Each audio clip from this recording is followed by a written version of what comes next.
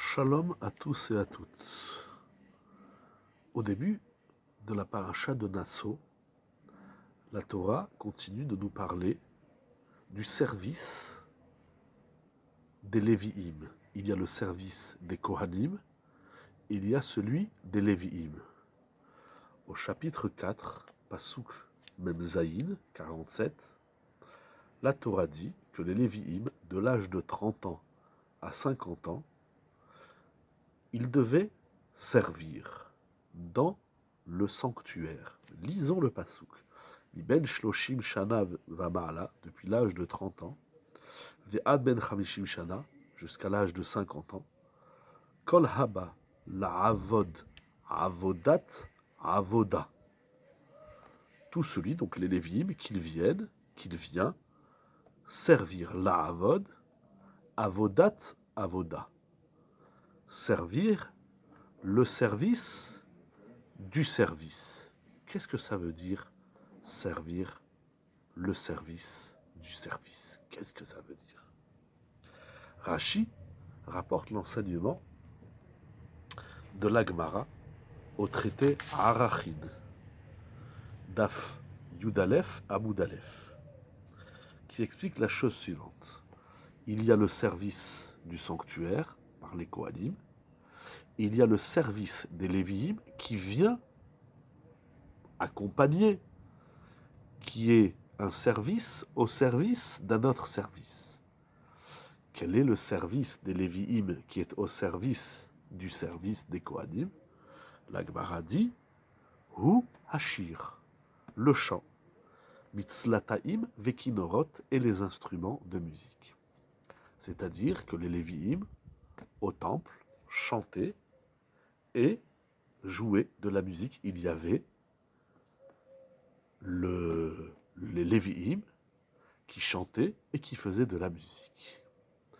Leur service s'appelle le service du service des Kohanim qui effectuaient les sacrifices. Donc le terme avodat, avoda, c'est un service au service d'un autre service. Chant et musique au service des sacrifices. Mais on peut lire différemment, nous rapporte le Gaon Rav Zilberstein au nom du Shoel Umeshin, qui comprend que avodat, avoda, il faut le traduire dans le sens le service du service, le plus haut des services. C'est cette musique et ces chants que les Kohanim faisaient au Beth Amikdash. Le Gaon Rav Zilberstein, dans son livre Barechi Nafshi sur la paracha de Nasso, sur ce pasouk, écrit la chose suivante. Nous allons le lire et nous en imprégner parce que c'est très important ce qu'il écrit.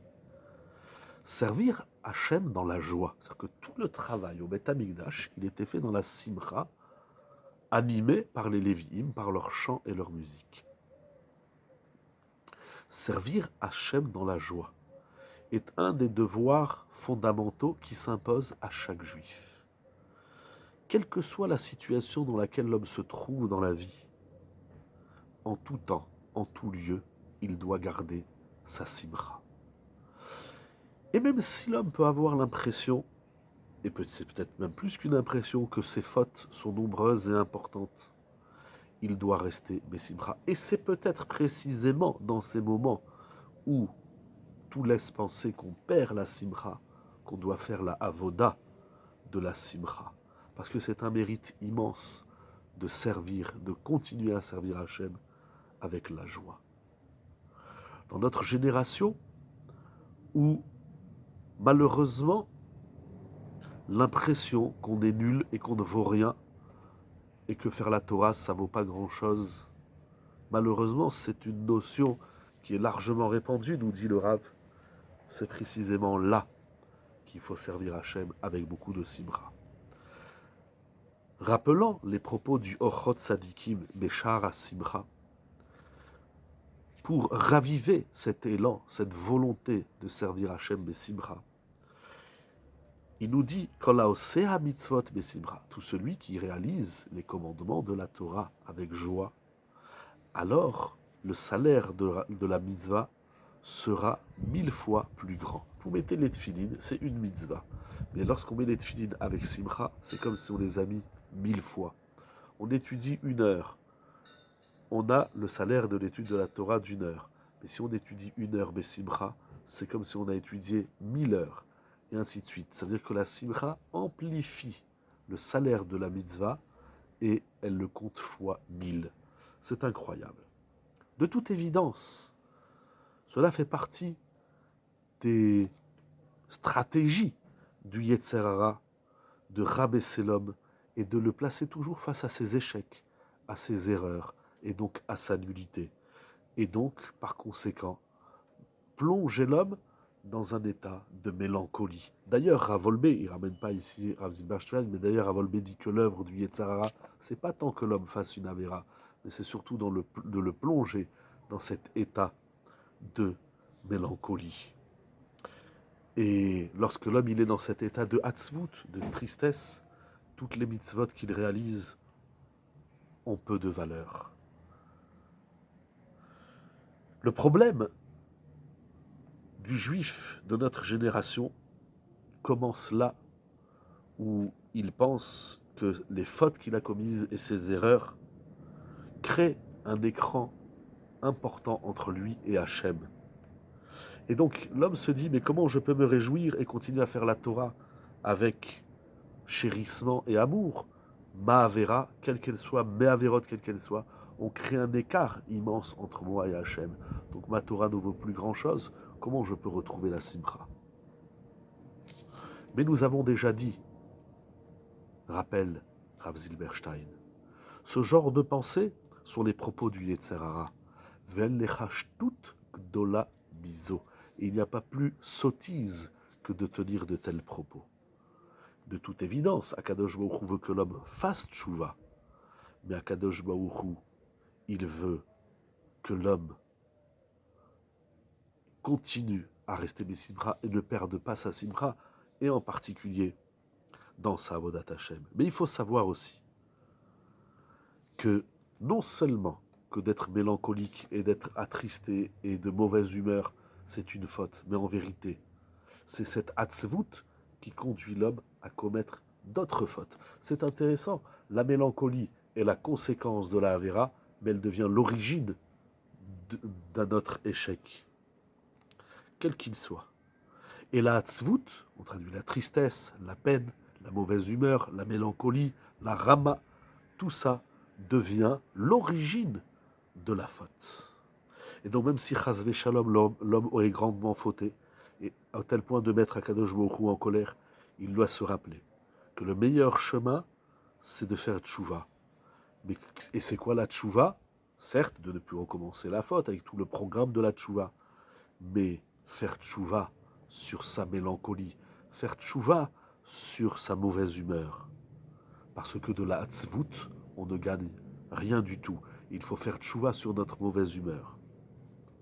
C'est incroyable. Tous les gdolim, tous les grands maîtres de notre génération, de ces dernières décennies, disent que la meilleure tchouva, pour se rapprocher d'Hachem, parce que lorsqu'on fait une Avera, on s'éloigne d'Hachem, qu'on fait tchouva, on se rapproche.